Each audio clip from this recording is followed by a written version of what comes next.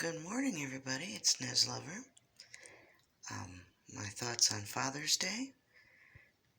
My first thoughts go to not my biological dad, whose first name is Phil, um, but my thoughts go to the man who served as my father figure and did so quite well.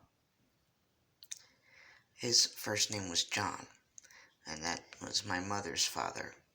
My mother's parents essentially were the ones to raise me.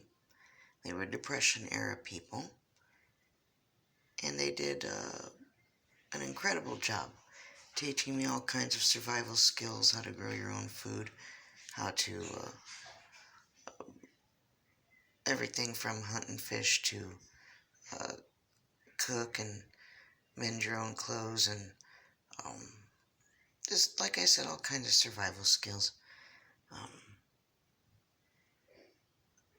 they're incredible people. My grandfather was a beekeeper primarily, and he had raised 5 kids with my grandmother before I ever came along. And they lived out in the country in Michigan. And he would also do odd jobs and do removals of hornets' nests and other such kind of things from people's homes. And he also, bless you, Diana, he also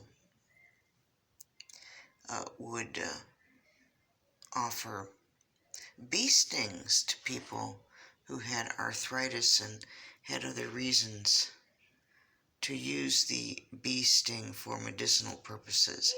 And there's plenty of videos to look up on that the bee venom can help people with severe arthritis.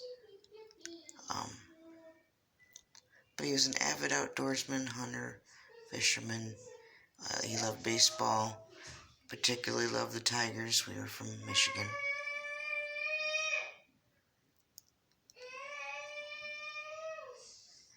He would love this little girl in there, and he would love Jason. But he was an incredible man, very wise man. Had a big garden every year. All of his kids and then me took our turn pulling the antique plow as if we were the horses to pull said plow. He enjoyed a good cigar. He enjoyed sitting in the shade on a summer day with a copper mug full of beer. He would often take me with him when he'd go into town when I was small. And we'd go to places like the hardware store and go into the city dump. Well, it wasn't really a city dump. It was out in the country. But, going to the dump used to be a fun thing, He would take me to different locations where he had different beehives, too. And I wasn't a bit afraid.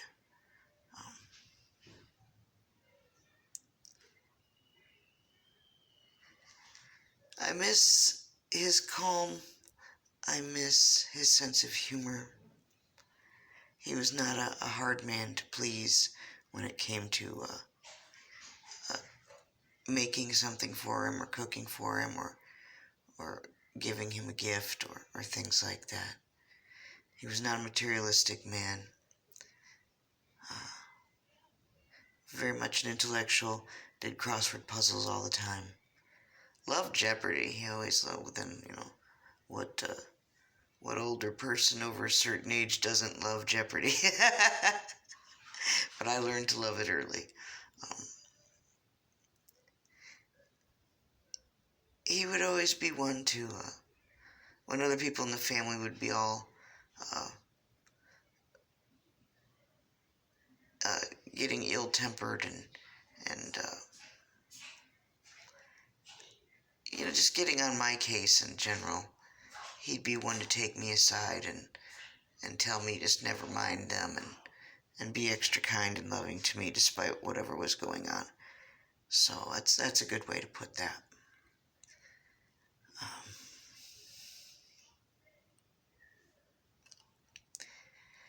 He always had a cat, an outside cat, a Tom, and he would name them after various sports figures. He had one cat he had named Jack Dempsey. um, I just thought that was funny. I remember Dempsey.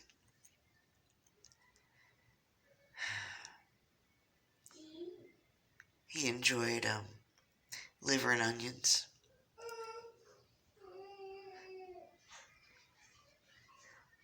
He enjoyed cooking himself sometimes too, and would make big pots of bean soup the old-fashioned way, usually in the big ceramic-lined uh, cook pot. He'd cut up the garlic with his jackknife. He always had his jackknife. Always had a red hanky. Always wore the green old man pants that you do outdoors work in. You know what I'm talking about. And usually a white V-neck t-shirt. Um, he's been stung by bees pretty much everywhere on his body in his day. Even in his eye. I remember when he got stung in his eye. Oh, loved the Limburger cheese. He was a very dry-humored gentleman. And I miss him. I miss him a lot.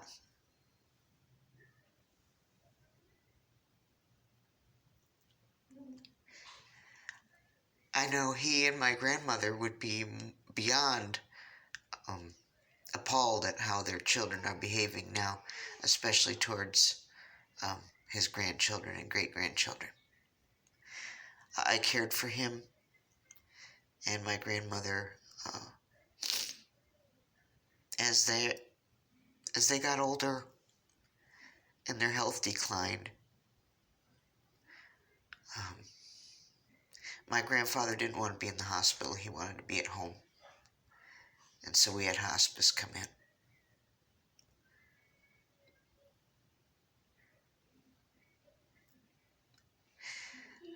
And now today their children are a big fucking joke compared to the kind of people him and my grandmother were. And that's the truth.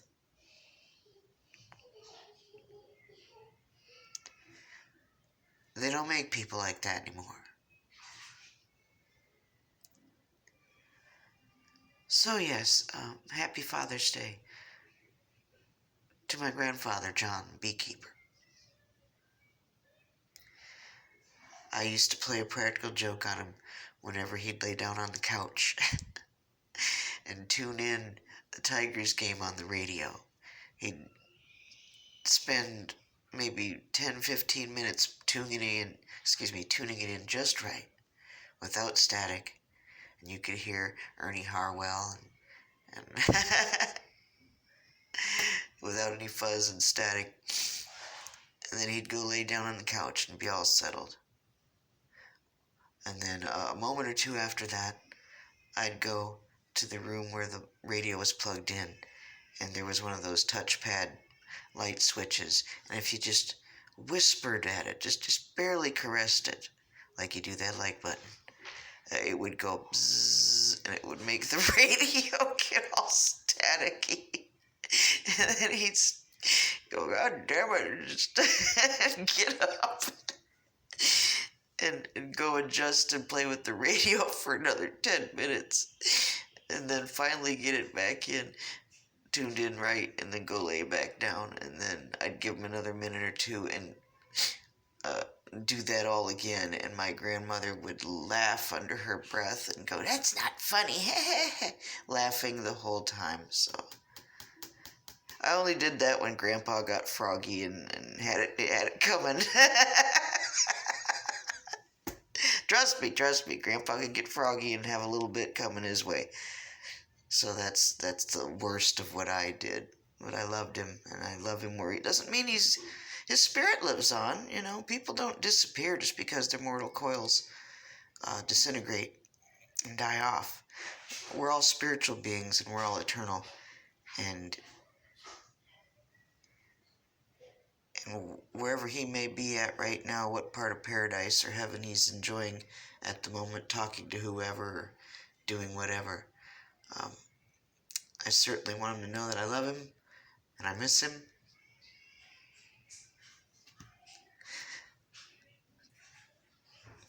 And I can't wait to get through the rest of this miserable mortal life.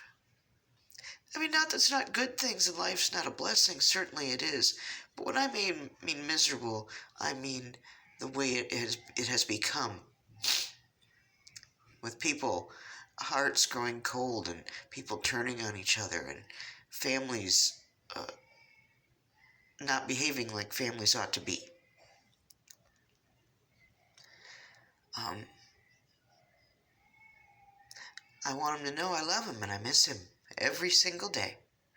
And I think of things that he told me every single day. And I try to share those things with my children. So there's my thoughts on Father's Day. As for my biological father, one, uh, his first name is Phil. He's living currently in the same state as me. Uh, bless you. He's with wife number 5, and she drives a Jaguar.